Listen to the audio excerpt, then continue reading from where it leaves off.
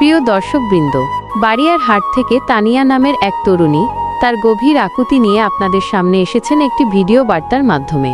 তানিয়ার পরিবারে কেউ নেই এবং তিনি স্বপ্ন দেখেন একটি যৌতুকবিহীন সম্পর্কের, যেখানে সত্যিকারের ভালোবাসা আর বোঝাপড়াই হবে মূল ভিত্তি।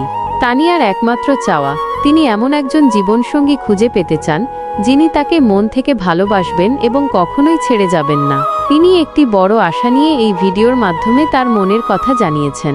যদি এমন একজন মনের মতো মানুষ পান যিনি সারা জীবন তার পাশে থাকবেন, তবে তার সঙ্গেই সংসার সাজাতে চান তানিয়া।